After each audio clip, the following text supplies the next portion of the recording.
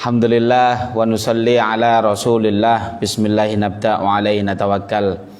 Bapak Ibu yang saya cintai, teman-teman, adik-adik yang sama-sama kita cintai, para asatid dan asatidah yang sama-sama kita taati. Dalam kesempatan yang berbahagia ini kita akan berdiskusi tentang persiapan dalam menyambut bulan Ramadan. Bagaimana, apa saja, terus di dalam Ramadan apa yang harus kita lakukan, nanti akan kita kaji bersama. Sebelumnya kita ucapkan syukur kita kepada Allah Subhanahu wa Ta'ala, yang mana Allah selalu dan selalu memberikan kita nikmat kapanpun dimanapun kita berada. Kemudian sholawat dan salam senantiasa kita haturkan kepada junjungan kita, yaitu Nabi besar Muhammad Sallallahu Alaihi Wasallam. Sebab beliau adalah satu-satunya insan yang kita harapkan syafaatnya kelak di yaumil qiyamah. Tidak ada manusia nanti di dunia ini yang peduli terhadap kita. Nanti kelak di yaumil qiyamah itu semua kita itu saling menuntut. Orang tua nuntut anaknya, anaknya nuntut orang tua, saudara nuntut saudara, bahkan teman dan lain sebagainya. Tetapi ada satu orang pada saat itu yang akan betul-betul kita harapkan syafaatnya kelak di yaumil qiyamah. Siapa itu? Yaitu baginda Rasulullah Sallallahu Alaihi Wasallam. Kalau kita ngomong di sini, duduk di sini, kita dikatakan harus semangat. Kenapa? Bahwasanya Rasulullah Sallallahu Alaihi Wasallam bersabda, apabila kita melakukan majelis taklim begini, sungguhnya banyak malaikat ini seliweran. Seliweran itu apa? Seliweran itu bahasa Indonesianya? Lebih Jawa mana itu ya? Lebih wirawiri begitu ya. Lah itu ngapain malaikat? Malaikat itu sesungguhnya setiap hari diperintahkan oleh Allah, dititipi rahmatnya Allah untuk diberikan ke hamba-hambanya. Tetapi pada saat malaikat ngelihat, oh di Masjid At-Taubah itu ada seberapa orang berkumpul, ngapain? Dicek dulu, gosip atau ngapain begitu ya. Ternyata kalau ada majelis taklim di dalamnya, malaikat itu pas liwer mudun. Wadha ajnihatihi. Jadi ditaruh sayapnya, kemudian beliau malaikatnya turun, diberikan rahmatnya. Kemudian minta lagi ke Allah, ya Allah tadi ku berikan kepada orang yang menghadiri majelis taklim. Sehingga kalau ada orang menghadiri majelis taklim ini, rahmatnya Allah diturunkan kepada kita. Loh, rahmat itu apa sih manfaatnya buat kita? Rahmat RT saya itu ya nggak kerja. Nah ini bukan Pak Rahmat itu. Rahmat ini bagaimana? Rahmat ini sesuatu hal yang menjadikan kita selamat fid dunya wal akhirah. Kata-kata fid dunya kenapa didahulukan? Kalau jenengan mendapatkan rahmatnya Allah, kalau jenengan usaha ya diberkahi, kalau banyak tanggungan ya dimudahkan, kalau banyak hal apapun maka di sini dimudahkan. Jadi rahmat itu akan diberikan. Wal akhirah, di akhirat itu rahmat itu bagaimana? Kita dijadikan untuk mempersiapkan urusan ukhrawi, urusan akhirat itu juga lebih semangat. Ada orang di antara kita itu kalau kita mempersiapkan akhirat, contoh kita ngaji gitu, kayak buka Al-Qur'an ngantuk ada apa? Wonten apa mboten temu mriki? Oh kadang nggih. Niku rahmate kurang. Nah, cara-carane wong sing seneng ngajine penak, gelek-gelek hadir di majelis taklim. Baik. Niki semoga kita niatkan tajdidun niyah hanya untuk Allah Subhanahu wa taala, bukan karena apapun. Kita akan membahas tentang tarhib Ramadan, persiapan dalam menghadapi Ramadan. Saya akan mengutip hadis tentang persiapan Ramadan ini. Baik. Man fariha biduhuli Ramadan haramallahu jasadahu 'alan niran. Nah, ini hadisnya luar biasa, pendek tapi maknanya luar biasa. Apa? Barang siapa fariha itu senang, bahagia, biduhuli Ramadan, dengan datangnya Ramadan, haramallahu jasadahu 'alan niran, diharamkan jasadnya untuk dijilat oleh api neraka. Maksudnya apa di sini? Barang siapa senang saja kalau akan datangnya bulan Ramadan, maka Allah Subhanahu wa taala mengharamkan jasadnya untuk dijilat oleh api neraka, begitu nggih. Nah, tetapi di sini dikatakan senangnya seseorang itu standarnya bagaimana? Lah ini ada kalau orang daerah sini warganya senengnya dalam menghadapi Ramadan itu bikin majelis taklim, ada. Ada orang seneng ngapain Cak kok betulin rumah, ngecat rumah mau Ramadan, ada. Jadi seneng ekspresinya seseorang dalam hadirnya Ramadan itu diapresiasi oleh Allah, sebagaimana diapresiasinya itu apa? Yaitu haram hukumnya untuk masuk neraka. Lah ini luar biasa. Jadi kalau di sini dalam rangka menghadapi Ramadan senangnya membikin tarhib Ramadan, semoga kita dikategorikan oleh Allah Subhanahu wa taala diharamkan jasadnya masuk neraka. Amin ya rabbal alamin. Nah, tapi jangan sampai senangnya itu melanggar syariat. Ada di antara kita, Pak ngapain kok nabung? Iya nabung ini. Buat apa? Persiapan Ramadan. Buat apa? Gaya tuku mercon. Lah ini beda lagi. Jadi senengnya ini bukan apa? Bukan sesuai tuntunan syariat, melainkan melanggar syariat. Nah, jadi lek duit-duit kayak persiapan Ramadan nggak perlu yang namanya beli mercon. Apa saja sih yang harus kita siapkan? Setidaknya ada 4 hal yang harus kita siapkan. Yang mana 4 hal ini akan kita bahas. Semoga nutut waktunya dan berkah buat kita semua. Satu yang pertama, apa kira-kira yang harus disiapkan untuk menghadapi bulan Ramadan? Yang pertama adalah fisik. Fisik itu bagaimana? Kesiapan diri kita agar supaya kita dimampukan oleh Allah Subhanahu wa taala kita berpuasa. Kalau kita nggak ada persiapan fisik, barangkali di Ramadan kita akan lemas. Sehingga Rasulullah senantiasa doa pada bulan Rajab, apa doanya? Apa? Allahumma barik lana Rajabana wa Sya'bana. Loh kok nggak ada yang hafal ini? Wa balighna Ramadhana. Nah, begini. Jadi berkahilah Rajab kami, Sya'ban kami. Sungguhnya kalau di hadis lain mengatakan bahwasanya kalau di Rajab itu bahasanya bulannya itu menanam. Nanti di bulan Ramadan itu menuai. Lah ini maksudnya apa? Kita menanam sekarang, kita persiapan fisik kita. Kalau di bulan Rajab ya sesekali kita berpuasa. Memang ada Ustadz dalilnya di bulan Rajab ini untuk kita senantiasa puasa Rajab, ada Bu. Jadi suatu ketika ada sahabat datang kepada Rasulullah. Kemudian sahabat itu dalam keadaan kurus. Wahai sahabatku, kenapa aku kok pangling sama kamu? Dulu kamu nggak sekurus ini. Iya ya Rasulullah, saya ini senantiasa puasa terus. Lah kemudian ditanya oleh Rasulullah, jangan, sesungguhnya kamu jangan puasa terus. Jiwamu ini memiliki hak. Bagaimana caranya? Sumu fi syahrul hurum. Puasalah kalian di syahrul hurum atau di bulan-bulan yang dimuliakan oleh Allah. Di antaranya bulan Rajab. Sehingga dalil ini kita diperbolehkan untuk puasa di bulan Rajab. Kalau ada yang mengatakan bulan Rajab ini puasalah kalian, nah ini fadilahnya besar ini. Ada yang mengatakan begini, kalau puasa di bulan Rajab sehari saja maka diberikan sama dengan ibadah 1000 tahun. 2 hari 2 tahun, 3 hari 3 tahun, 4 hari 4 tahun, sampai 7 hari 7 tahun, 8 hari, maka puasanya sama dengan seluruh pintu di neraka ditutup. Maka seluruh pintu yang ada di neraka ditutup. Ya, mohon maafin lagi batuk ini. Nah, ini bagaimana ini? Apakah hadis ini betul? Nah, ciri-ciri hadis, kalau hadis itu palsu, itu adalah fadilahnya saking besarnya itu. Nah, itu nggak ada. Nah, minum dulu berarti ya.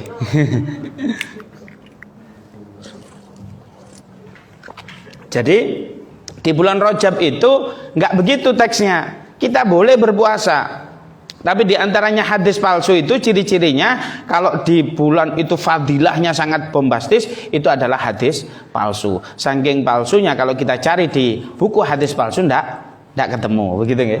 Jadi ini hadisnya palsu. Jadi kalau niatnya puasa di bulan Rajab, maka itu menjalankan perintah Rasulullah, sekaligus kita persiapan fisik agar supaya kita tidak kaget pas di bulan Ramadan. Baik. Fisik harus kita latih. Jadi latihan puasanya sekarang. Kalau ada yang kecil-kecil belum balik, itu kan dulu latihan. Latihannya apa? Puasanya sampai zuhur begitu ya. Nah, kalau yang besar-besar nggak boleh puasa sampai zuhur, itu juga nggak boleh. Kalau yang sudah belum balik itu namanya latihan boleh.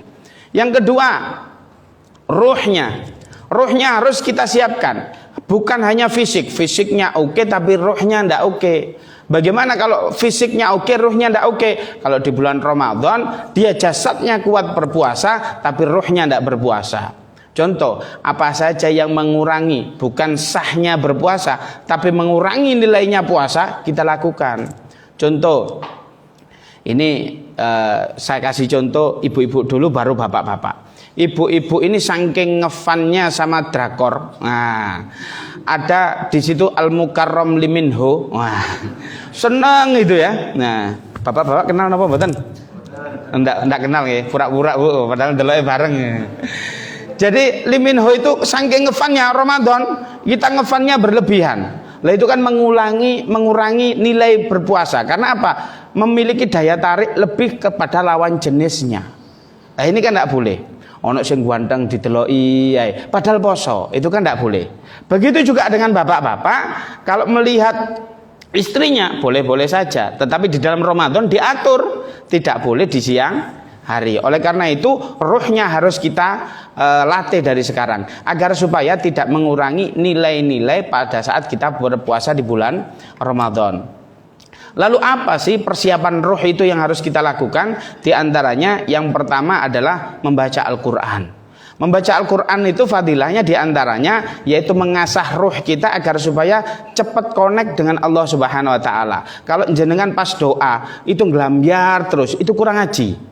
Jenengan pas doa ya Allah, pas sholat kurang khusyuk, itu kurang ngaji. Sehingga untuk mengasah diri kita agar supaya roh kita itu cepat wusul kepada Allah Subhanahu Wa Taala, itu dengan cara apa? Kita membaca Al-Quran. Di antaranya fadilah membaca Al-Quran itu adalah kita dijauhkan dari sifat yang namanya sifat pikun.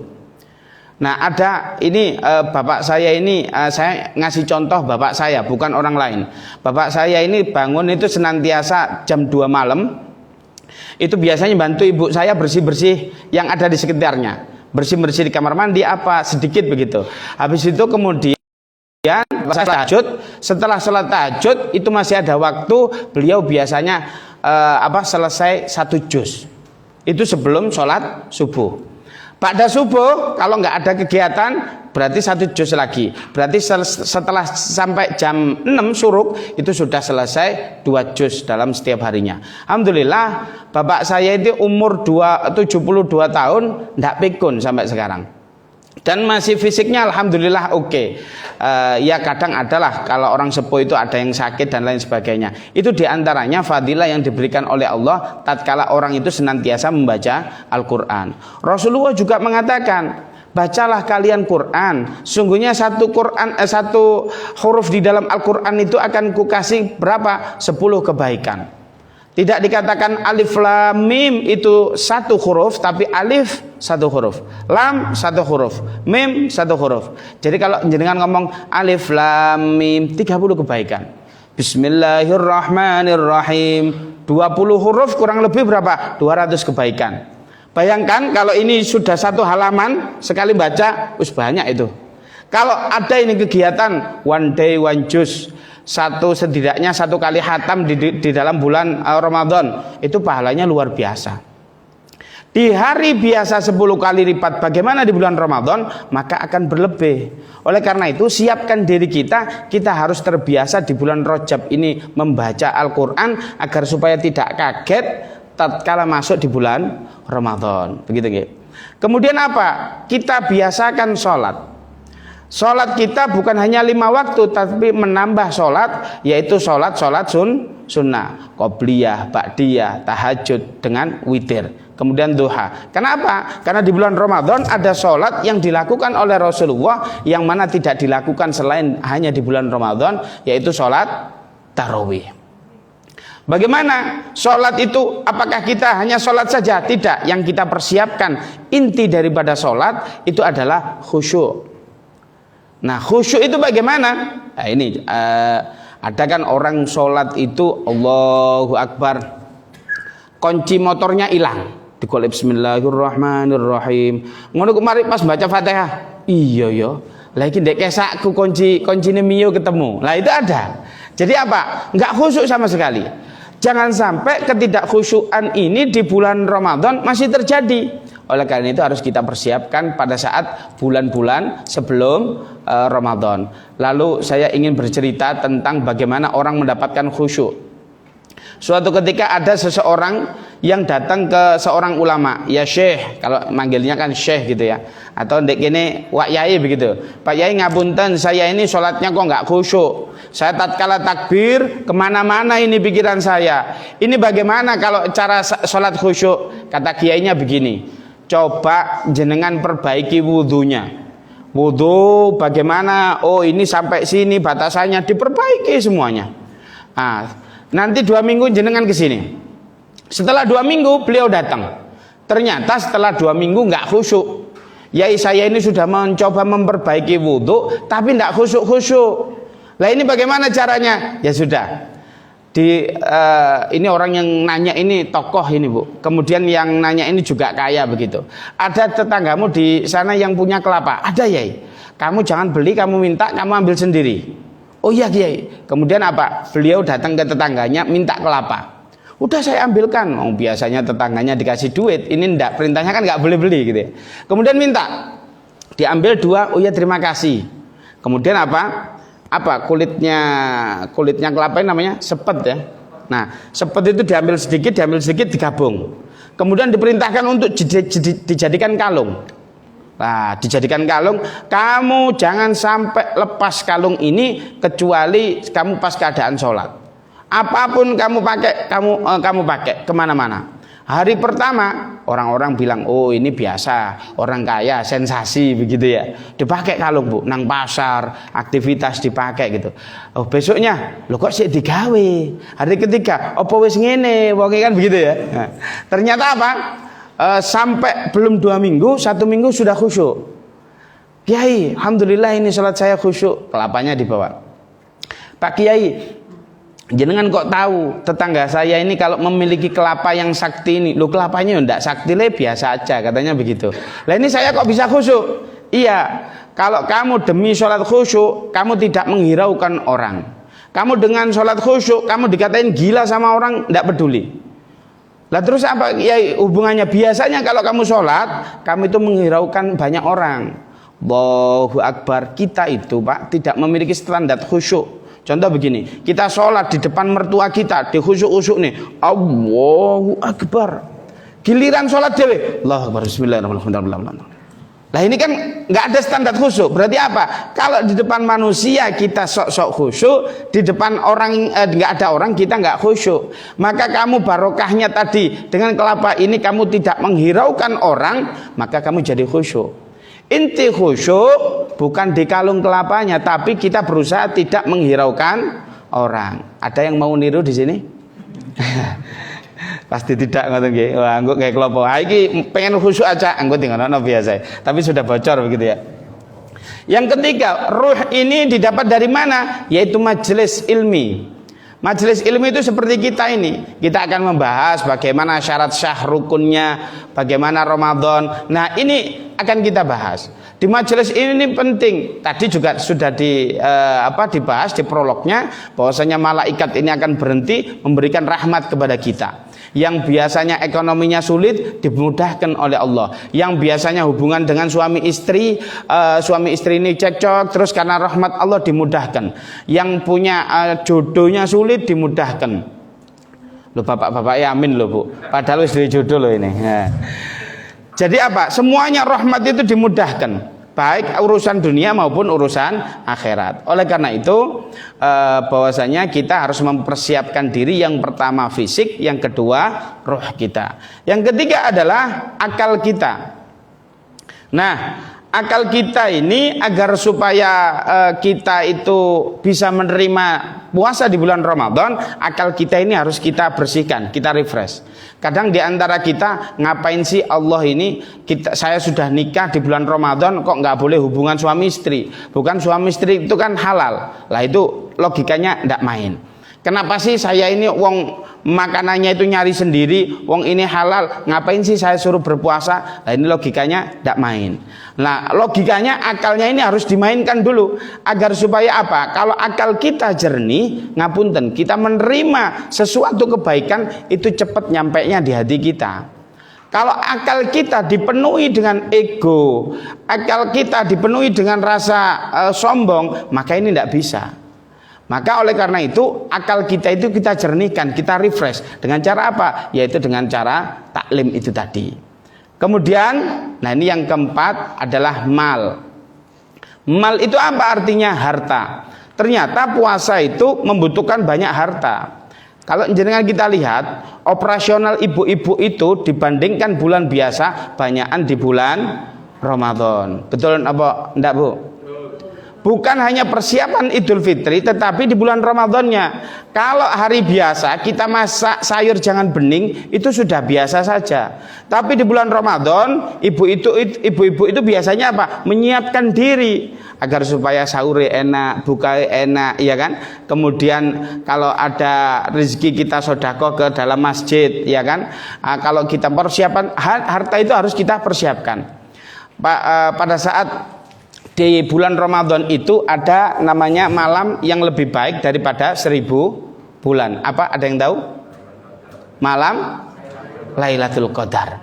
Malam Lailatul Qadar khairun min alfi syahran, yaitu lebih baik daripada 1000 bulan. Kalau kita lihat bagaimana kita mendapatkan, yang pertama kita dapatkan riwayat yang pertama diterangkan yaitu pada 10 hari terakhir. Lawis benak ya, 10 hari terakhir. Berarti apa? Bulan 2 mulai 20 sampai hari akhir itu 10 hari terakhir. Kemudian yang kedua di hari genap di hari ganjil pas setelah pertengahan bulan Ramadan. Berarti apa? 17 ke itu ya. Terus gitu. Yang ganjil-ganjil itu adalah malam Lailatul Qadar. Lalu kita ini kira-kira pernah nggak mendapatkan malam Lailatul Qadar? Ada yang pernah dapat? Nggak tahu ya. Nah, berarti nggak tahu berarti. Kalau ingin tahu begini, cara ingin mendapatkan Lailatul Qadar harus kita usahakan mulai sekarang. Kita bayangkan ada orang baru puasa Ramadan, dia mulai menggebu-gebu ngaji, dia mulai menggebu-gebu sholat, dia mulai menggebu-gebu zikir. Tapi sebelum itu nggak melakukan apapun, pasti kalah dengan orang yang sudah terbiasa dimulai bulan Rajab. Ngajine ya enakan bulan Rajab. Sehingga kalau kita persiapkan dari sekarang, orang itu larinya lebih cepat. Sehingga apa? Untuk menuju bulan Lailatul Qadar, insya Allah kita akan mendapatkan.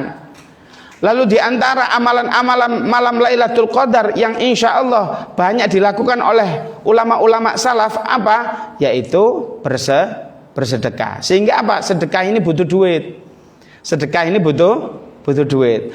Lah saya ini diajarin sama putranya Yai Basori Alwi. Buya Rifat namanya. Buya Rifat itu gini, loh, lek sedekah di bulan Ramadan iku aku iku nek malam ganjil wis, bapak wis. Kalau malam ganjil itu saya sedekah 100.000, semoga ada yang dapat. Karena ulama itu di malam ganjil. Berarti malam ganjilnya di bulan Ramadan ada berapa? 15. Setiap maghrib, karena malam, ya malam sedekahnya, saya sedekah. Kalau ada orang butuh duit mau utang ke saya, tak suruh datang pada malam ganjil ke rumah. Wis tak kei wis 100.000, tak kasih wis 200.000, enggak apa-apa. Sehingga apa? Butuh celengan dulu, yaitu persiapan di bulan Ramadan agar supaya kita bisa donasi pada saat bulan Ramadan. Saya tanya, sedekah itu tambah kaya apa tambah miskin? Loh, ini kok nggak yakin ini?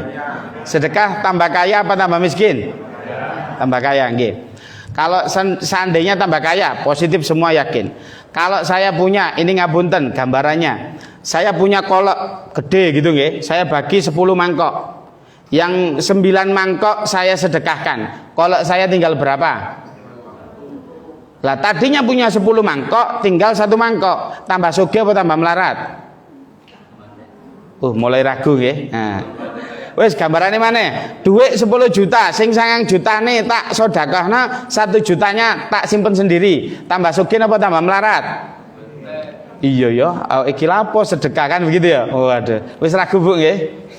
Jangan. Kok nggih sih Bu? Jadi apa? Ternyata Allah itu akan mengembalikan sedekah kita itu minimal 10 kali lipat. 10 kali lipat itu Bu. Itu bagaimana? Contoh jenengan punya mangkok kolak itu tadi di sana tolong sampaikan ke tetangga. Oh iya di tetangga Bu, ini dari mama saya. Ini kolak. Oh iya tunggu yuk mangkoke pas ngorai Bu, apa isa-isa ya. Di sini korai itu apa? Mikir, "Duh mosok mangkok mulih kosong, dikei apa ya?" Dikei pisang 1 tandan, sijine dikei PT, sijine dikei terancam, sijine dikei godir. Tadinya hanya menunya 1 kolek saja, tapi barokahnya kita sedekah, menunya banyak di meja makan kita. Itulah kalau kita sedekah. Itu tonggo kula, tonggo jenengan ngoten apa mboten? Wah, ya wis kae nak tonggo ambek sampean iki berarti. Jadi sehingga Allah itu dalam memberikan reward kepada kita tatkala kita sedekah itu mudah sekali, minimal dikasih 10 kali lipat. Baik. 4 hal itu yang harus kita persiapkan. Dari sini ada yang ditanyakan dulu sebelum kita ke selanjutnya. Lanjut nggih? Nggih. Lalu apa sih pengertian berpuasa? Apa puasa itu? Puasa itu dikatakan ulama al-imsak. Puasa itu menahan, puasa itu menggenggam. Jadi imsak itu bukan berarti tatkala takmir masjid ngomong imsak, sampun imsak, itu bukan. Puasa itu pada dasarnya yaitu imsak itu. Nah, sejarah disyariatkan berpuasa. Kapan disyariatkan puasa? Yaitu pada saat bulan Sya'ban di tahun kedua Hijriah. Sebelumnya nggak ada puasa Ramadan. Ada puasa-puasa tapi namanya bukan puasa Ramadan. Yaitu pada saat itu disyariatkan oleh Allah Subhanahu wa taala. Kemudian kapan dimulai puasanya? Kapan sih dimulai berpuasa? Nah, dimulai berpuasa itu dikatakan sumu liru'yati waftiru liru'yati. Kayak kemarin itu di bulan Rajab itu kan ada ikhtilaf ya. Ada dilihat apa namanya? Hilalnya itu tidak kelihatan. Sehingga ada yang puasa Rebo, ada yang puasa Kamis. Di sini ada yang puasa Rajab kemarin? Tidak ada semua. Oh, enggak ada ya. Wes, enggak usah dibahas ini. Jadi pada saat itu di bulan Rajab, di bulan Ramadan itu kapan kita mulai berpuasa? Kita yang pertama ru'yatul hilal. Kita apabila kita melihat hilal, disepakati kalau di Indonesia ini 2 derajat, maka itu sudah wajib kita berpuasa. Kalau di bawah itu masih kita lihat dibandingkan di beberapa titik. Di antaranya di Indonesia ini ada di Tanjung Kodok, ada di Aceh, ada di mana, ada semenanjung-semenanjung itu kita buat menyaksikan hilal begitu. Kalau hilalnya sudah ada maka besoknya kita wajib berpuasa. Sehingga kalau kita berpuasa itu nanti kalau ada yang mau traweh persiapan takmir kita update. Biasanya ada isbat di Kementerian Agama kita. Beberapa ulama ini sudah sidang isbat. Oh iya, di beberapa titik dikatakan sudah melebihi 2 derajat maka besok harus puasa. Maka insya Allah berpuasa. Lalu bagaimana Ustadz? Biasanya antara NU dengan Muhammadiyah ini berbeda pandangan dalam menentukan. Tidak apa-apa. Karena memang metodenya pada saat zaman Rasulullah ru'yatul hilal. Ada di zaman era modern ini di teman-teman Muhammadiyah menggunakan apa? Yaitu hisab, hitung-hitungan. Apakah ada dasarnya? Ada, sama-sama ada dasarnya. Lalu bagaimana? Ya enggak apa-apa. Ikut yang mana? Ikut daerah jenengan saja. Jangan sampai kita selisih faham dengan tetangga gara-gara kita menentukannya kita memilih yang aneh. Contoh, kalau di daerah jenengan itu NU, ikutlah NU. Kalau jenengan daerah jenengan itu Muhammadiyah, ikutlah Muhammadiyah. Agar di sini apa? Tidak ada perpecahan. Tapi alhamdulillah diprediksi oleh para ahli falak, ahli yang suka menghitung hisab tadi, dihitung-hitung kurang lebih insya Allah sampai 2030 Lebaran kita akan sama, Ramadan kita akan sama, ru'yah hilalnya juga akan sama, insya Allah gitu. Wallahualam. Jadi pertama kali ru'yatul hilal. Pertama kali kita kalau sudah ru'yatul hilal kita harus berpuasa. Kemudian apa? Kapan sih kita mulai berpuasa? Mulai berpuasa bukan harinya tetapi kita mulai subuhnya itu kapan? Apakah tatkala takmir mengucapkan al-imsak, sampun imsak itu, atau kapan? Ternyata digambarkan di sini yaitu kapan? Pada saat kita melihat khaydul abyadi minat danas. Ada benang antara putih dengan merah di langit, di ufuk timur. Nah, kalau sudah itu, maka itu kita sudah harus memperhentikan makan kita, sahur kita.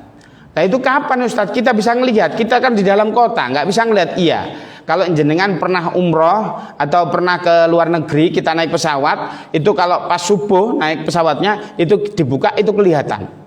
Lah zaman dulu juga begitu. Rasulullah menerangkan, ada orang itu yang berpuasanya besoknya bilang ke Rasulullah, ya Rasulullah ngapunten, puasa saya gagal. Kenapa? Saya tadi malam mendatangi istri saya. Ya enggak apa-apa kalau malam, kalau siang enggak boleh. Oh berarti kalau malam boleh. Dulu enggak tahu, berarti malam mereka enggak mendatangi istrinya pada saat itu. Ada orang memahaminya, ada benang merah dengan benang putih didelok ndek jempole. Wis ana apa urung? Gano. Oh gano, berarti enggak puasa. Ternyata zaman dulu dalam disyariatkan itu masyarakat kita itu pada saat itu beda-beda dalam menafsirkan. Untung masih ada zaman Rasulullah. Sehingga pada saat itu diterangkan, itu di ufuk. Sehingga apa? Kalau diamati ghurubus syamsi itu pas adzan. Jadi pas imsak. Jadi Allahu Akbar, ada kalimat Allah, itu harus sudah berhenti. Itu harus sudah berhenti. Lalu bagaimana? Apakah di Indonesia ini yang tukang Bilalnya mengatakan imsak itu betul atau enggak? Betul, itu untuk ikhtiyaton, untuk hati. Karena apa? Nggak mungkin dong enak-enak makan imsak, nggak apa-apa dihabiskan.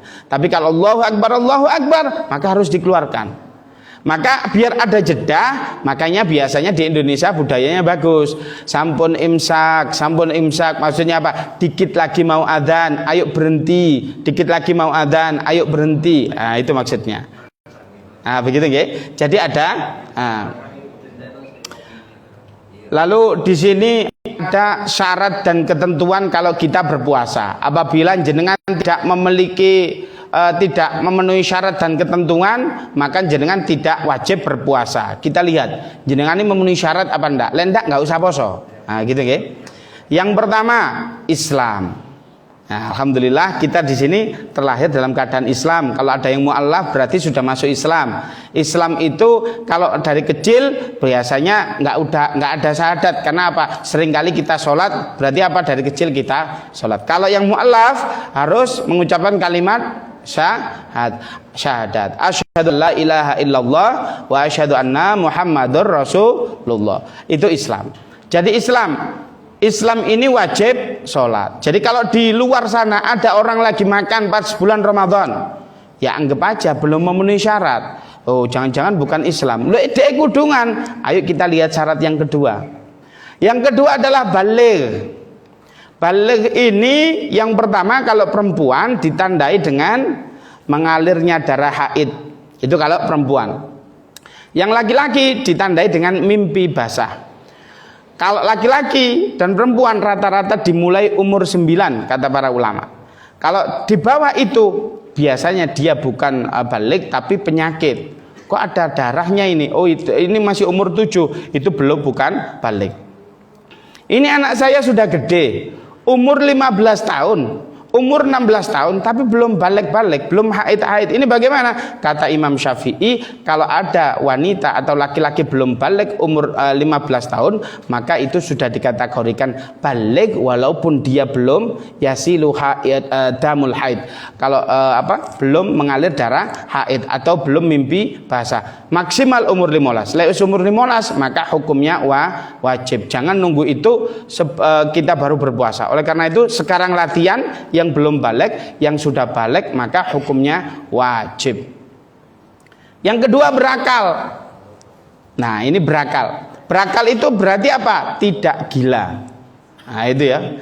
Kalau ada di luaran sana, dia pakai kerudung, dia pakai sarung, dia pakai kopiah, tapi kok dia makan di siang hari, berarti syarat yang ketiga nggak memenuhi syarat. Anggap aja wong oge Apa? OGDG, paham juga ini jenengan ya. Orang gila. Nah, yang keempat apa syarat dan ketentuannya? Syaratnya adalah mampu. Mampu ini bagaimana? La yukallifullahu nafsan illa wus'aha. Allah itu tidak mungkin membebani seorang hamba di luar kemampuan dia. Kalau ada orang mengatakan, saya kok nggak puasa, saya nggak sahur, itu alasan saja. Kenapa Allah mengatakan alasan saja? Kita mengatakan alasan saja karena sahur itu sunnah. Yang melakukan boleh, kalau yang nggak sahur juga nggak apa-apa. Tapi yang melakukan berarti dicintai oleh Allah. Maknanya apa? Wong gak sahur itu sudah kuat. Oleh karena itu disunahkan. Lek sahur jadi gak kuat, maka diwajibkan oleh Allah. Oleh karena itu kalau ada orang yang mengatakan saya ndak sahur tadi maka dia nggak puasa, maka itu alasan saja. Yang kedua, saya ini bekerja keras. Apa? Al-kullibatus sor. Apa maksudnya? Kulibatu soro. Itu bagaimana? Ya nggak boleh, tetap nggak boleh mokel. Kulibatu itu ya memang soro, tapi Allah mengatakan la yukallifullahu nafsan illa usaha. Jadi apa? Allah itu tidak mungkin membebani seorang hamba itu di luar kemampuan dia. Allah sudah mengukur kok. Masih mencari batu tetap kuat. Masih becak tapi tetap kuat. Oleh karena itu nggak ada alasan 1 bulan full tidak puasa. Karena apa? Saya yaitu mencari nafkah. Karena apa? Pekerjaan apapun sudah diukur oleh Allah Subhanahu wa taala. Baik. Berarti apa? Ya syaratnya yang pertama adalah Islam, yang kedua baligh, yang ketiga adalah berakal, yang keempat adalah mampu. Kemudian yang ke berapa ini? Yaitu yang ke 5 sudah habis. Syaratnya adalah syarat dan ketentuannya adalah 4 saja. Tadi syarat. Ya ini sekarang apa yang kita bahas? Rukun. Kalau nggak memenuhi syarat berarti jangan nggak berpuasa. Kalau nggak memenuhi rukun berarti jenengan memenuhi syarat tapi jenengan tidak sah puasanya. Kalau rukunnya ditinggal. Kalau ditanya, saya puasa saya sah apa enggak? Lah ini memenuhi rukun apa enggak? Nah rukunnya apa? Yang pertama adalah niat. Ada yang faham niat di sini? Biasanya di beberapa masjid itu agar supaya kita tidak salah niat atau tidak lupa niat, maka setelah traweh kita niat bersama-sama di dalam satu masjid. Nawaitu shauma ghadin an adai fardhi syahri Ramadan. Ayo Bu diulangi Bu bareng-bareng. Ayo, nawaitu shauma ghadin fardhi syahri Ramadana hadisanati fardhal lillahi ta'ala. Ada yang tahu artinya? Saya kasih door prize. Oh, nggak ada. Nawaitu, saya berniat shauma ghadin, poso untuk besok. Ghadin itu ghadan, besok. An adai, untuk menjalankan fardhi syahri, kewajiban puasa di bulan ini, fardun, yaitu wajib. Hadisanati di tahun ini fardhal lillahi ta'ala. Oleh karena itu di sini niat harus kita tata secara fikih. Yang pertama, niat itu mahalluhu fil qalbi. Niat itu tempatnya di hati. Yang kedua, kalau Imam Syafi'i mengatakan kalau dinutkan, diucapkan itu mendapatkan nilai pahala tersendiri. Ya, nawa itu. Kalau contoh begini, saya ini mau niat. Jangan dengar apa enggak? Tapi hati saya dengar, kan saya niatnya di hati, itu boleh. Tetapi nggak dapat pahala sunat. Dapat pahala sunnahnya di apa? Nawaitu saumahodin anak adai. Nah itu dinutkan kan, diucapkan. Maka ini mendapatkan nilai pahala tersendiri. Bagaimana dikeraskan apa enggak? Cukup telinga kita aja yang dengar, nggak perlu tonggone dengar. Jadi ojo keras. Oleh karena itu di dalam puasa di bulan Ramadan kita harus kan niat. Niat yang pertama harus setiap hari. Pendapat yang kedua adalah niat cukup di awal bulan Ramadan. Kemudian ya Allah, sebelum puasa saya niat puasa bulan Ramadan sebulan penuh. Sebulan Ramadan, bulan puasa, bukan bulan Hijriah, bukan bulan Masihiyah. Ya Allah, saya niat, ikut hukumnya diperbolehkan. Maka kita harus niatkan baik-baik. Oleh karena itu, untuk menjaga kehati-hatian, niatlah dua kali. Yang pertama di awal bulan Ramadan, yang kedua adalah setiap sholat tarawih kita itu hafal, dilakukan agar supaya apa? Tidak ada yang terlupa dalam itu tadi. Baik. Yang kedua apa? Tidak minum dan tidak makan. Okay. Tidak minum dan tidak makan. Itu adalah rukun yang kedua. Nah, ini bagaimana tidak minum tidak makan? Selama kapan? Yang pertama, inda tulu'i syamsi, tatkala munculnya matahari, yaitu tadi huruf itu benang merah itu tadi, yaitu pas adzan, sampai apa? Ghurubis syamsi, sampai tenggelamnya matahari. Maka dari situ kita tidak boleh yang namanya memasukkan sesuatu hal dari lubang yang secara sengaja. Lubang yang ada ini tidak boleh. Lubang yang ada ini yang pertama adalah mulut kita, yang kedua adalah telinga kita, yang ketiga adalah memasukkan dari lubang hidung, yang ketiga dan kelima adalah lubang depan dan belakang. Maka ini tidak boleh, baik itu sengaja maupun enggak. Contoh begini, jenengan memasukkan air dari lubang yang ini, boleh apa enggak? Enggak. Kecuali lubang itu masuk boleh. Berarti suntik itu boleh apa enggak? Boleh. Berarti suntik itu kan memasukkannya tidak lubang aslinya, maka boleh. Kalau puasa di luar itu, maka itu hukumnya batal. Makan makanan, contoh begini, ibu-ibu kalau berpuasa kemudian menyiapkan iftar atau buka bersama begitu. Ternyata di masjid ini banyak jamaah. Jenengan ini ingin bersedekah, ayo iftar jamaah di dalam masjid. Begitu ya. Lalu yang mempersiapkan ini gimana caranya? Ustadz, saya puasa, anak saya sudah besar semua. Saya nggak ada yang haid di rumah ini. Saya masak kira-kira bagaimana untuk mencicipinya? Ini jangan-jangan kasinan, ini jangan-jangan kemanisan. Ini boleh nggak kira-kira? Yang pertama adalah diperbolehkan kita nyicipi itu begini Bu nggih. Nyicipi niku ngeten, ditulit, lidah kita merasakan oh ini pas, kemudian dibuang. Jangan sampai saya seger, ini tidak boleh. Ini batal. Apa meneh dikai sego sak piring itu iku gak nyicipi Bu, wareg lek niku nggih. Ditulit, ditempelkan di lidah sudah mengkonsep oh iya ini pas, kemudian dibuang, itu hukumnya boleh. Sama dengan apa? Sama dengan kita gosok gigi itu kita merasakan nggak isi si odol? Isi si odol merasakan nggak? Begitu juga sama, maka ini diperbolehkan. Taib. Tidak mendatangi pasangannya, okay?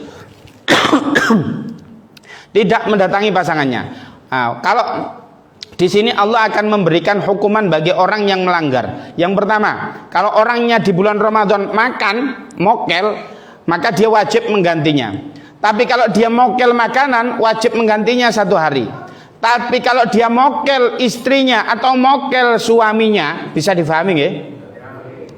Itu bagaimana hukumannya? Dikasih kafarat, yaitu puasa berturut-turut di luar bulan Ramadan itu selama 2 bulan.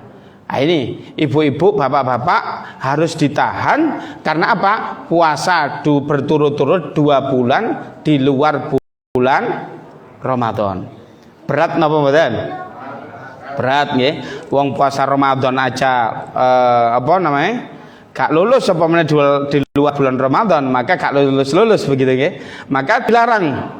Oleh karena itu, ini bagaimana? Ya dikurangi aktivitas yang sekiranya menjadikan rohbah atau semangat untuk mendatangi suami istri itu harus dikurangi, kecuali setelah sholat maghrib itu diperbolehkan. Maka itu tidak boleh.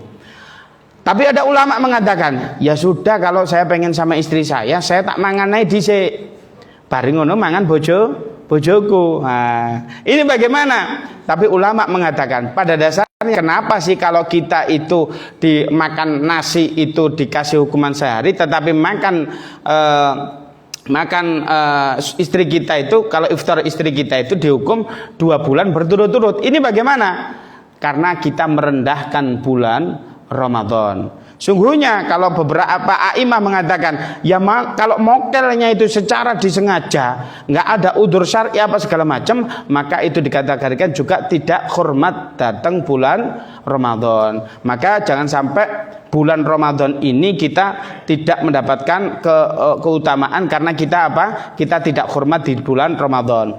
Ada sebuah hadis yang mana hadis ini diriwayatkan oleh rawahu Muslim, yaitu Imam Muslim. As-salawatul khamsah wal jumu'atu ilal jumu'atu wa ramadhan ila ramadhan mukaffiratu ma bainahuma idaj tanabul kabair. Antaranya sholat 5 waktu, antara subuh dengan zuhur, zuhur dengan asar, asar dengan maghrib, maghrib dengan isya, isya dengan subuh.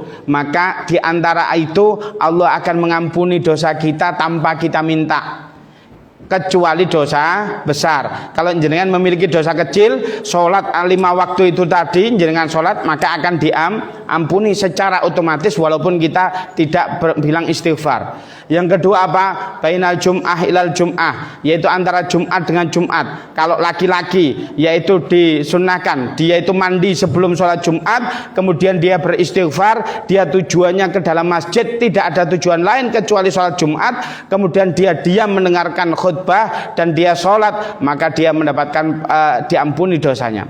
Yang ketiga adalah Ramadan ila Ramadan.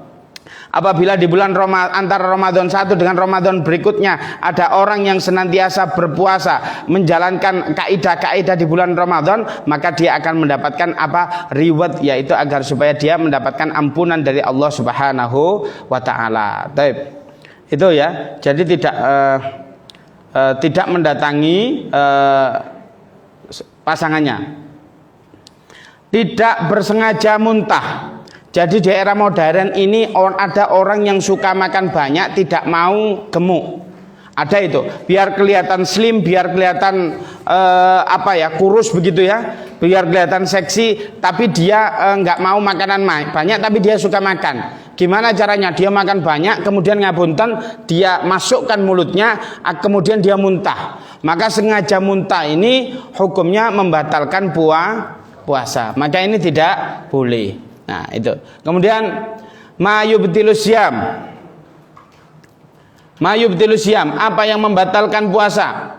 Nah, yang pertama adalah memasukkan sesuatu dari lubang yang tadi sekaligus yang membatalkan sekaligus rukun. Jadi kalau jenengan sengaja memasukkan mbuh kacang, mbuh kelereng, yaitu tetap batal. Saya nggak masukkan tapi kelereng dimakan, ya tetap hukumnya batal. Muntah dengan disengaja itu juga membatalkan. Mendatangi suami dan istri juga membatalkan. Keluar cairan dari kemaluan kita yang laki-laki itu, yaitu dengan sengaja, atau kalau di dalam bahasa fikihnya istimta, maka itu hukumnya membatalkan puasa. Keluar, maksudnya dikeluarkan tanpa bantuan istrinya, itu juga membatalkan. Kemudian haid itu begini, seandainya adzan jenengan berpuasa, ternyata berpuasa mau adzan maghrib kira-kira kurang 1 menit atau kurang 1/4 menit saja, kurang setengah menit begitu ya, jenengan terasa begitu keluar, maka jenengan batal, maka jenengan wajib menyauri puasanya. Berarti jangankan kurang setengah menit, kurang 2 detik saja jenengan itu haid, maka wajib mengqadha'nya. Kemudian nifas juga tidak batal puasanya. Kemudian gila. Monggo isu-isu sik normal, dhuwur-dhuwur wis rada ya apa gitu. Dijak ngomong gak pati nyambung. Itu juga membatalkan puasa. Kemudian Murtad ini naudzubillah. Jangan sampai kita di bulan Ramadan ada orang-orang yang senantiasa menukar keimanan kita dengan sekedus Indomie. Jangan. Ustaz kula lek sekedus Indomie ndak. Lek Alpat pripun? Kita pikire dhisik ya gak oleh itu ya. Nah, itu tetap kalau murtad itu membatalkan puasa. Kemudian sunnah puasa. Lah ini sunnah. Kalau jenengan tadi yang membatalkan, yang sunnahnya apa? Yang pertama cepat-cepat berbuka. Nah ini cepat-cepat berbuka itu yang ngenteni adzan. Ojo cepet-cepet si adzan asar jenengan buka, itu ya batal. Yang dimaksud takjil itu cepat-cepat itu adalah menyegerakan tatkala Allahu Akbar, disunnahkan mengkonsumsi sesuatu hal yang manis. Alhamdulillah Ustadz, saya ini pengantin baru. Saya walaupun air putih lihat istri saya yang manis, saya sudah cukup. Itu nggak apa-apa juga itu puasa istrinya itu. Apa iftar istrinya, nggak apa-apa. Jadi apa? Yang disunahkan adalah makanan-makanan yang manis, yaitu kayak kurma. Kemudian apa? Yang kedua, mengakhirkan sahur. Ojo sahur itu mulai jam 1 sampai jam 3:30 ngiling terus saya. Nah ini enggak sunnah itu. Ngiling terus. Kenapa? Persiapan. Mari sembahyang subuh turu. Nah itu enggak boleh itu ya. Itu juga ditakhirnya kapan? Kalau ditakhirkan itu kurang lebih kalau kita membaca ayat 50 ayat. Bismillah, ora sing kesusu ya. Bismillahirrahmanirrahim. Alhamdulillahirabbil alamin. Situ loro telu sampai 50 itu.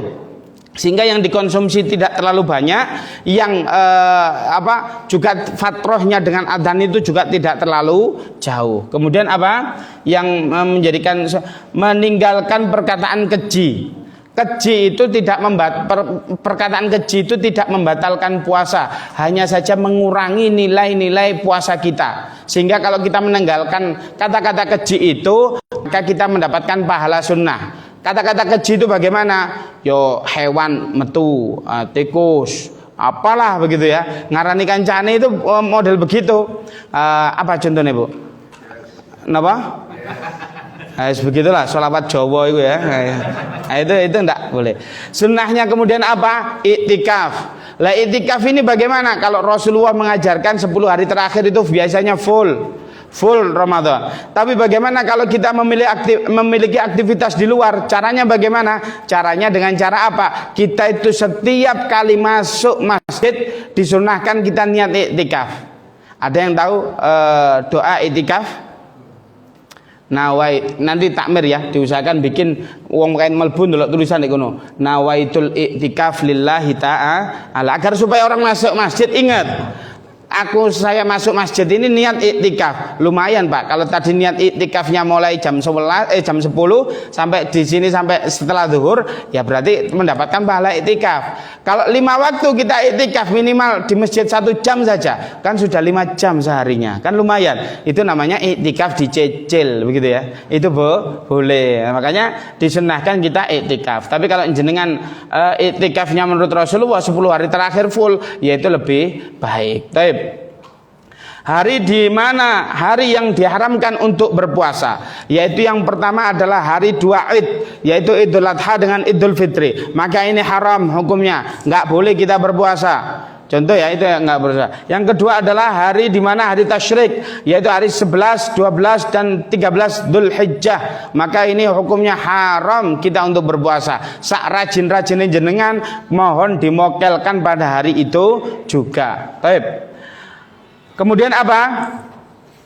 Pada saat itu dikatakan oleh baginda Rasulullah, barang siapa ini ya yang berpuasa pada bulan Ramadan, summa atsba'ahu sittan minas Syawal, kemudian diikuti 6 hari puasa pada bulan Ramadan, ka'annahu shaumud dahr, maka dia dinilai oleh Allah Subhanahu wa taala puasanya seperti setahun penuh. Tapi konteksnya harus dipahami. Sopo sing poso bulan Ramadan full ya, poso sing puasa di bulan Ramadan full. Kalau jenengan nggak puasa, ya nggak kategorinya.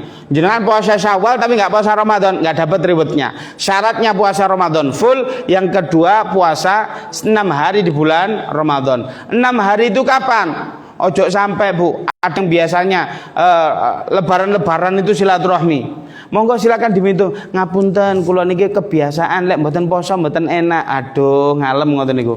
Gaya, kenapa? Posoe cek dilem tanggane. Padahal masih ada 30 hari lagi, masih ada 29 hari lagi. Kenapa Syawal itu harus pas momen silaturahmi? Jangan. Wong boleh kok di akhir, wong boleh kok di tengah, wong boleh kok dicicil. Kenapa nggak dicicil pas Senin Kemis? Boleh. Lalu ibu-ibu ini bagaimana? Saya kan haid Ustaz. Bagaimana puasa saya nggak jangkep ini? Gimana caranya? Kalau puasanya nggak jangkep gimana? Apakah dikategorikan? Ada dua pendapat. Yang pertama adalah harus mengqadha yang ditinggalkan dulu.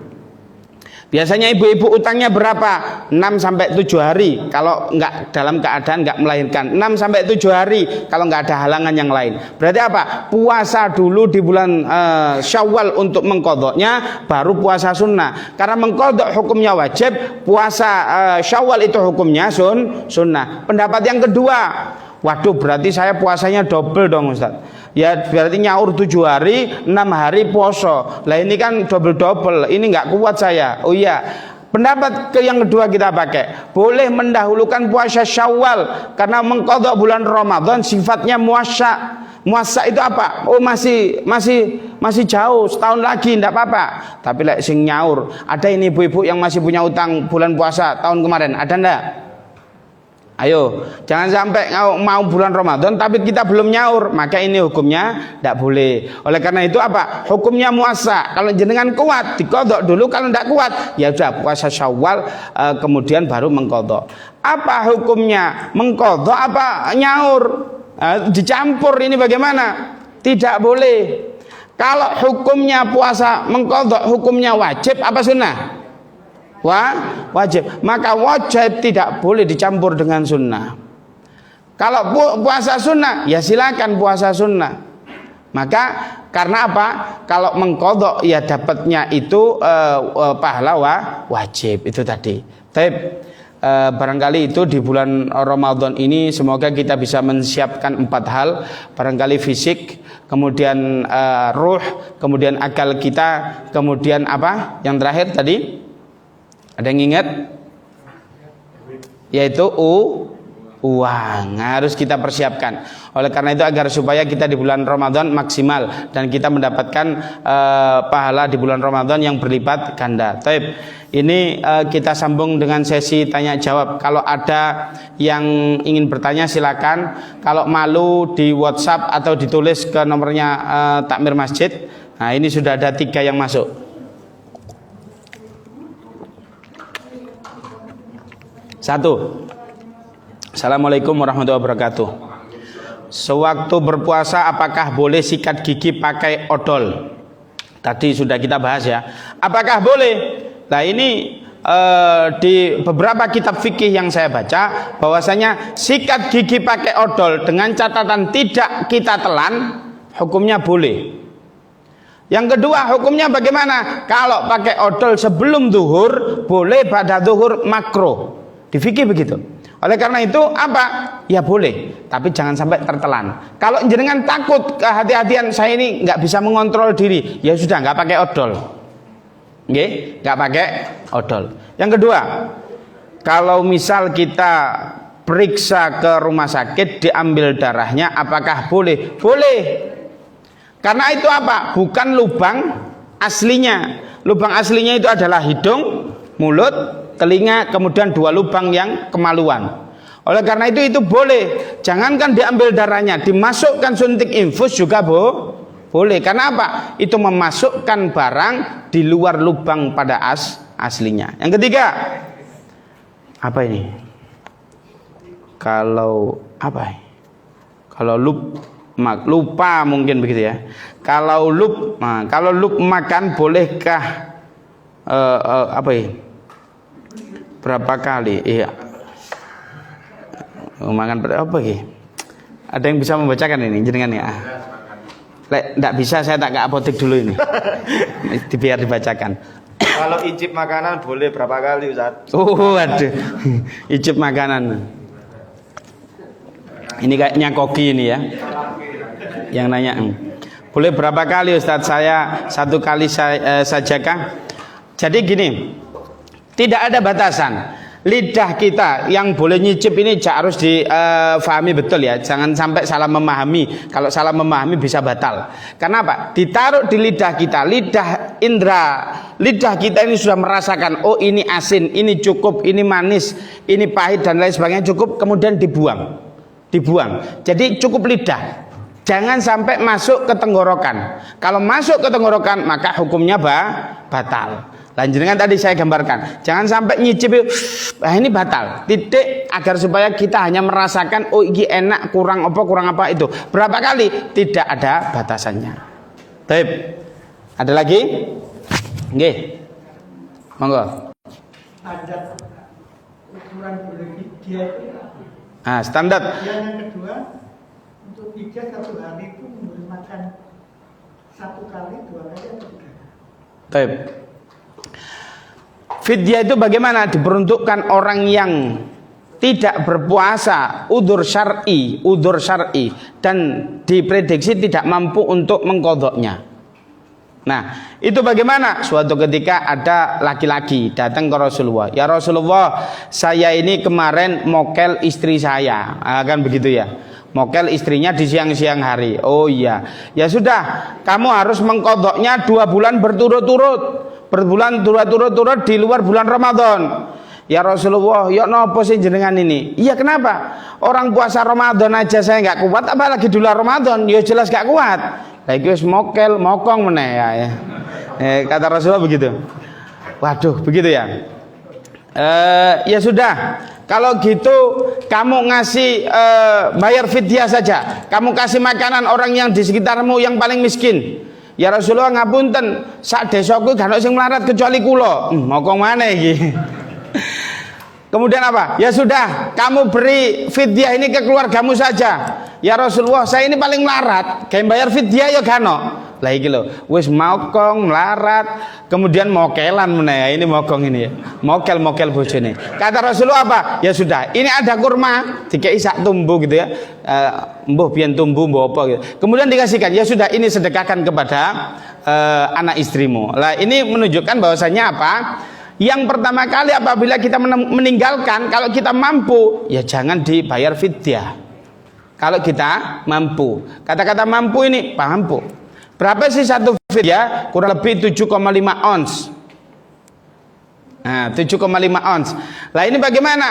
Kalau kita tidak mampu membayar fidyah. Kalau mampu tidak boleh membayar fidyah. Lah boleh, pena. Ya sudahlah, kalau saya bayar fidyah 75 ons saya lebihkan. Saya kasih porsi makanan yang enak begitu ya. Setara berapa? Satu porsi 20.000 gitu kan. Ya sudah, Bapak Ibu sekalian, ini di akhir Ramadan Bapak Ibu semua sekalian, saya akan mengundang buka bersama. Nah, 30 orang saja. Berarti apa? Saya bebas enggak puasa 30 hari. Itu kalau konsepnya bayar fidyah saya enaknya dewe. Berarti apa? Kalau benar-benar tidak mampu, maka itu harus difidyah. Kalau tidak mampu, sudah nggak mampu. Tahun ini diimpus, diopname, wis tak kuat. Tahun berikutnya begitu, kurang kuat nyaur begitu terus. Nah, itu boleh. Tapi selagi masih sehat walafiat, maka jangan pakai membayar fidyah, tapi diijoli di luar hari di bulan Ramadan. Nggih. Nggih. Menyusui itu begini. Menyusui dan hamil yang kita bahas. Apakah hamil ini boleh tidak berpuasa? Yang menentukan bukan kita tetapi dokter. Dokter itu begini. Apakah janin kita kalau kita pakai kuas, bukan kita, janin ibu-ibu gitu ya. Nah kita mentang-mentang lemu dipikir dari janin ya kan nggak bisa ini. Jadi kalau ibu-ibu hamil, kalau dokter mengatakan jenengan tidak boleh puasa karena apa? Membahayakan jenengan dengan bayinya, maka jenengan harus apa? Tidak berpuasa. Itu yang pertama. Kalau di jenengan ini hamil besar, hanya lemes saja, oh ini nggak apa-apa kok puasa, maka jenengan boleh harus melanjutkan berpuasa. Yang menentukan dokternya, harus kita ke dokternya konsultasi dan lain sebagainya. Yang kedua, kalau ibu-ibu menyusui bagaimana? Tanya dokter, kalau saya menyusui ini kira-kira asupan gizi buat anak saya ini boleh enggak? Oh enggak bisa. Kalau jenengan enggak makan, jenengan enggak keluar air susunya, maka wajib mokel. Wajib mokel.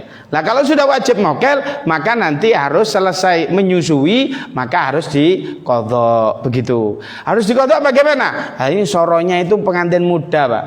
Pengantin muda itu apa? Disusui oleh gurung jangkep 2 tahun, sik duwe tanggungan menyusui, kemudian apa? Oleh 2 tahun kan dirodok itu di Al-Qur'an itu disusui itu sanatin kamilah. Sanatin kamilah itu 2 tahun lengkap.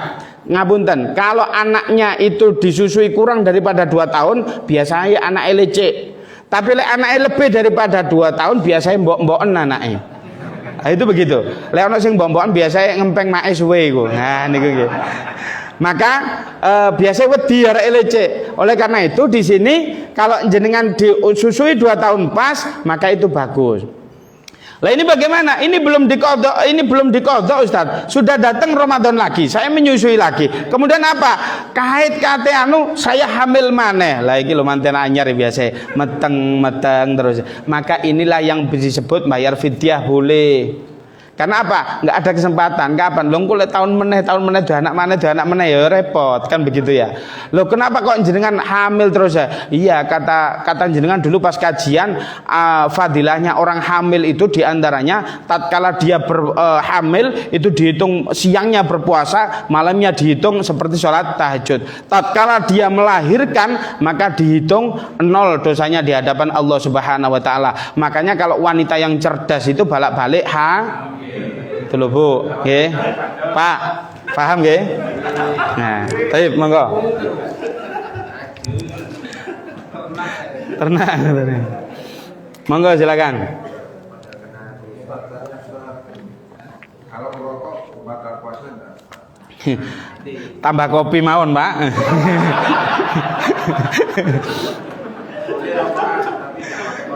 Bagaimana ke puasa merokok itu boleh apa tidak? Hukumnya merokok sendiri hukumnya itu ada perbedaan pendapat ulama. Yang pertama kalau Saudi haram, kalau di Indonesia ini hanya makruh saja. Ada yang mengatakan mubah saja, nggak dihukumi apa-apa. Karena apa? Di zaman Rasulullah nggak ada rokok, sehingga isbatul hukum itu pada saat setelah wafatnya Rasulullah. Lalu bagaimana di bulan Ramadan ini? Apakah membatalkan puasa? Hukumnya membatalkan puasa. Tep. Oke, silakan. Ada lagi? Kita kasih waktu 2 menit lagi, nggih. Sudah hampir adzan. Karena ini adanya mendahului kayaknya di aplikasi ini belum kayaknya. Ada lagi yang bertanya? Monggo. Nggih, silakan.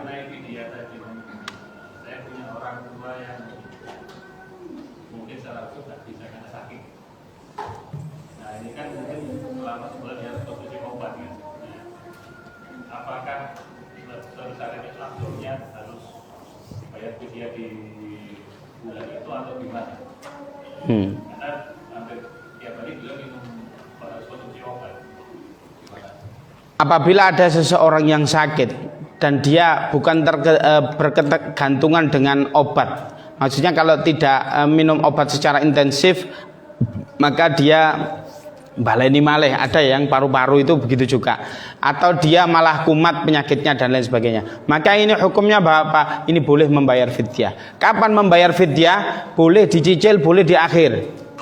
Boleh setelah bulan Ramadan, boleh. Waktunya adalah diperbebaskan seperti halnya kita membayar qadha puasa. Boleh di bulan Syawal, boleh di bulan apa. Agar supaya kita itu hati-hati, maka di bulan Syawal harus dibayarkan. Sehingga ada sebuah hadis diriwayatkan oleh Bukhari dan Imam Muslim, man mata wa alaihi siyam shoma anhu waliyuhu. Barang siapa yang berpuasa meninggalkan punya tanggungan puasa kemudian dia mati, maka shoma waliyuhu, maka harus digantikan oleh ahli warisnya. Contoh begini, ini diriwayatkan oleh Imam Bukhari. Jadi gini, jenengan bapak kita ini enggak puasa karena udzur syar'i, memang punya obat dan segala macam. Belum sempat bayar fidyah, belum sempat mengqadhanya, belum sempat digantikan. Maka apa? Jenengan tatkala orang tua ngapunten sudah dipundhut, maka jenengan wajib mengqadhanya, bukan membayar fidyah. Kalau membayar fidyah pas orang tuanya hidup. Tapi kalau orang tuanya sudah meninggal, ahli warisnya kan kuat untuk nyauri. Maka ahli warisnya untuk nyauri. Maka lek gak kepengin nyauri akeh ya wis, pasti urip dibayar fidyah cepet-cepet. Nanti jenengan lek gak ngono ya nyauri poso. Baik. Nggih, silakan. Ada lagi? Karena Ramadan ini mau datang kepada kita. Kita harus persiapkan diri matang-matang secara keilmuan, secara pengetahuan. Jangan sampai karena kita malu bertanya di Ramadan kita nggak tenang. Nah, kemudian di bulan Ramadan ini fadilahnya sangat besar. Tidak mungkin kita dapatkan di luar bulan Ramadan. Yang ketiga adalah ada amalan-amalan yang mana sekiranya tidak ada di luar bulan Ramadan. Contoh salat tarawih. Jenengan harus memahami kaidahnya salat tarawih yang betul itu yang mana? Kira-kira yang 11 apa 23? Pasti gak wani jawab itu ya. Engko tak jawab 11 tonggoku iki 23 ya Pak, ngamuk ngono ya. Nah ini bagaimana? Itu keabsahannya dulu bahwasanya pada saat zaman Rasulullah itu sholatnya 11 kali, yaitu 8 tarawih, 3-nya witir. Dan ini hukumnya sunnah. Yang kedua, di zaman Sayyidina Umar barulah di ijtihadnya adalah 23 kali. Apa ijtihadnya Sayyidina Umar? Pada saat itu di Mekah itu masih tetap 11 kali. Tetapi dikatakan tarawih itu dari kata-kata rawaha. Rawaha itu santai. Berarti apa? Pas sholat Allahu Akbar 4 kali, kemudian dulu tawaf dulu, kemudian dilanjutkan lagi. Nah, makanya disebut rawaha, tarawih, sholat santai. Berarti lek sholat ojo susu. Tapi biasa masjid sing rame itu sing paling cepat gitu ya. Nah, itu salah dari segi penamaan. Namanya aja tarawih, santai sholatnya. Allahu Akbar bismillahirrahmanirrahim. Cepat. Nah, ini enggak menyalahi aturan. Yang kedua adalah 23. Ini bagaimana? Zaman Sayyidina Umar di daerahnya sudah hijrah ke Madinah. Zaman di Madinah begini. Lah kalau di Mekah enak dong. Orang 4 rakaat bisa tarawih. Kita ngapain? Ya sudah, ijtihadnya Sayyidina Umar maka adalah ditambah, yaitu 23 rakaat. Boleh apa tidak? Boleh. Karena ijtihadnya Khulafaur Rasyidin, boleh. Malah tidak boleh, apalagi ada orang yang mengatakan apa yang tidak diajarkan Rasulullah bid'ah, itu ngarang. Nggak ada kaidah semacam itu. Biasanya wong sing apa mengatakan apa yang tidak diajarkan oleh Rasulullah itu bid'ah, biasa ngajinya ambil YouTube. Biasanya gak mondok, gak apa, bisa mengonsep semacam ini. Padahal ada tatanannya banyak. Kalau dikatakan apa yang tidak diajarkan Rasulullah banyak, tapi dilakukan oleh para sahabat. Contoh begini, tatkala itu Sayyidina siapa yang adzan? Sayyidina Bilal. Sayyidina Bilal bin Rabah itu diajalin oleh Rasulullah adzan. Allahu Akbar, la ilaha illallah. Tapi diinovasi, tatkala sholat subuh ditambahi apa? Sholatu khairum minan naum. Rasulullah diam saja. Kalau itu bid'ah, Rasulullah kan bilang, Bilal, ente ini bid'ah, nggak tak ajarin kok ente lakukan gitu. Nabi diam aja. Berarti boleh. Ada lagi, itu kan takrir, iya pas Rasulullah ada. Kalau nggak ketahuan, berarti bukan takrir. Contoh lagi. Suatu ketika ada anaknya Sayyidina Umar sholat bersama, namanya Abdullah bin Umar, sholat Allahu Akbar, diimami oleh Rasulullah. Tatkala Rasulullah Assalamualaikum warahmatullah, kemudian Rasulullah berdiri. Tadi siapa yang membaca kabira walhamdulillah? Bukannya Rasulullah itu ngajarin kita itu bukan kabira, tapi Allahumma ba'id. Lah ini sahabat ini nggak diurui tapi moco kabiro. Jenengan moco kabiro, moco apa Allahumma ba'id pas sholat. Moco kabiro, itu gak diurui Rasulullah. Nah gitu kan. Kemudian apa? Kemudian saya ya Rasulullah. Tapi kata Rasulullah, dia bukan dikatakan bid'ah, tapi Rasulullah dikatakan ana ata'ajjab. Saya takjub sekali tatkala engkau membaca kabiro, yaftahu abwabas sama. Pintu langit dibuka, kemudian rahmatnya Allah diturunkan di situ. Luar biasa. Maka Abdullah bin Umar mengatakan, semenjak Rasulullah bilang pada saat itu, maka saya tidak pernah meninggalkan sholat kecuali membaca kabira walhamdulillah ikasiro sampai seterusnya. Abdullah bin Umar adalah sahabat, kalau melaksanakan sunnahnya Rasulullah, plek pada saat itu. Ya, plek itu maksudnya apa? Suatu ketika Rasulullah jalan, ontanya berhenti di situ, suruh berhenti. Dia itu apapun dilakukan seperti versinya Rasulullah. Oleh karena itu, tidak semua diajarkan oleh Rasulullah harus kita lakukan. Tidak semua apa yang diajarkan Rasulullah Harus ngeplok begitu. Contoh begini, itu tadi inovasi-inovasi. Sehingga apa? Ada salah satu imam madzhab Imam Ahmad, itu sholatnya tarawih berapa? Dalam sehari beliau itu sholatnya 36 rakaat. Lah ini bagaimana? Apakah Imam Ahmad ini bid'ah? Tidak. Berarti apa? Di dalam bulan Ramadan itu jangan sekali-kali kita membid'ahkan seseorang teman kita yang berbeda pandangan, karena fikih pada dasarnya tata cara beribadah kalau jenengan mendalaminya maka jenengan harus siap untuk berbeda pandangan. Karena fikih 4 madzhabul arba sing pinter-pinter niku, yang cerdas-cerdas itu, yang menjadi waliullah itu sudah beda pandangan, maka kita harus siap berbeda pandangan. Taib niku nggih di bulan Ramadan ini. Taib, ada lagi? Sampun nggih? Taib. Cukup nggih? Nggih. Alhamdulillah, semoga di bulan Ramadan ini kita di bulan Rajab ini kita doa untuk keselamatan kita. Yang kedua, kita doa bersama agar supaya kita disampaikan pada bulan Ramadan. Jangan sampai di era yang banyak virus ini, di era banyak penyakit ini, kita jangan-jangan hidup kita nggak sampai di bulan Ramadan. Makanya Rasulullah itu ndongoi serius sekali agar supaya apa? Rasulullah nggak serius ya, serius dan minta agar supaya disampaikan, ya Allah sambalina Ramadan, jangan sampaikan umurku ini sampai di bulan Ramadan. Karena apa? Di musim virus ini, tapi jenengan nggak perlu takut, perlu diketahui bersama bahwasanya dulu kita corona di era 2019, 2020 itu kita alhamdulillah bisa melewatinya. Buktinya jenengan bisa hidup sampai sekarang.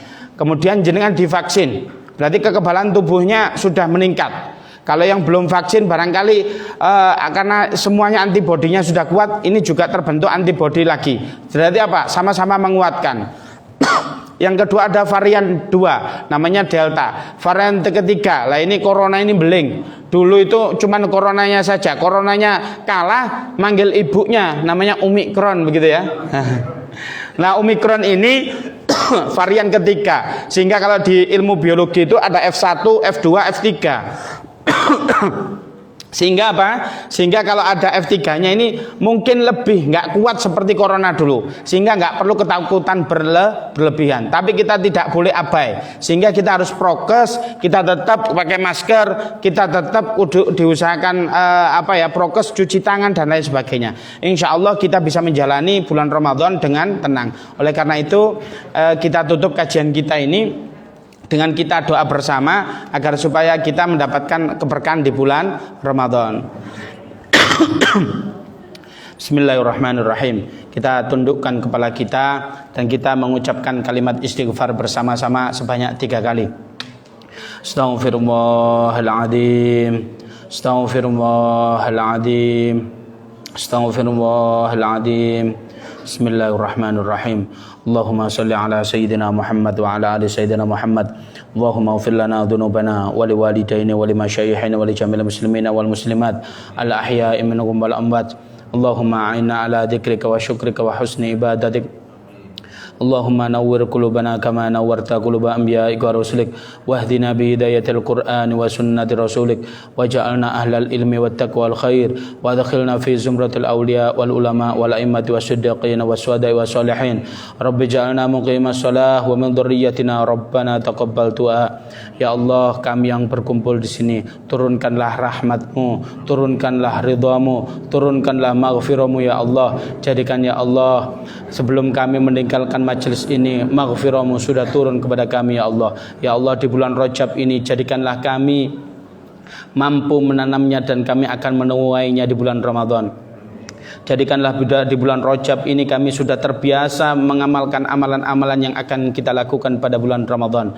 Ya Allah, di umur kami yang kami tidak tahu, yang mana setiap umur kami ada di genggaman Engkau ya Allah. Ya Allah, balighna Ramadan, balighna Ramadan, balighna Ramadan. Ya Allah, sampaikanlah kami pada bulan Ramadan. Izinkan kami menikmati bulan Ramadan ya Allah. Ya Allah, turunkan maghfirah-Mu ya Allah, ya mujibas sailin. Ya Allah, di pagi yang mulia ini, di siang mulia ini turunkan rahmat-Mu. Ya Allah, apabila ilmu yang Engkau berikan ini ya Allah, jangan jadikan hati kami tambah keras, jangan jadikan hati kami ini tambah sombong, jangan hati kami ini berselisih faham dengan orang-orang yang di luar sana, jangan sampai hati kami ini berselisih faham dengan saudara-saudara kami ya Allah. Jadikanlah kami dengan ilmu yang Engkau berikan kami tawadhu, dan kami Engkau izinkan mengamalkan apa yang Engkau perintahkan ya Allah. Ya mujibas sailin, Rabbana atina fid dunya hasanah wa fil akhirati hasanah wa qina adzabannar. Walhamdulillahi rabbil alamin. Al-Fatihah. Assalamualaikum warahmatullahi wabarakatuh. Demikian tadi pengusian menyambut bulan suci Ramadan oleh Ustaz Muhammad Faris MC yang memang waktu sangat singkat, namun insya Allah beliau ini mengisi kajian tiap Sabtu kedua pada subuh. Barangkali ada yang masih ingin ditanyakan, atau insya Allah Ramadan pun beliau akan bersama kita nanti di kajian subuh.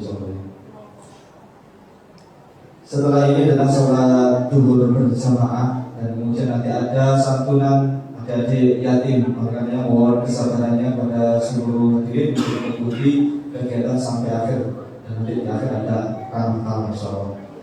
Sementara kita tutup dengan bacaan kafaratul majlis. Subhanallahumma wa bihamdika asyhadu an la ilaha illa anta astaghfiruka wa atubu ilaik.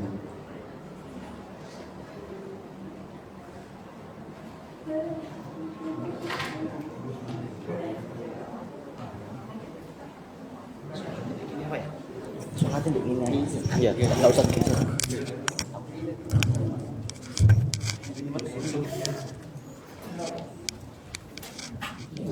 Bisa, dapat tuh lagi. Mas, kaki tangan, kaki tangan, Mas. Beler. Allahu Akbar, Allahu Akbar. Allahu Akbar.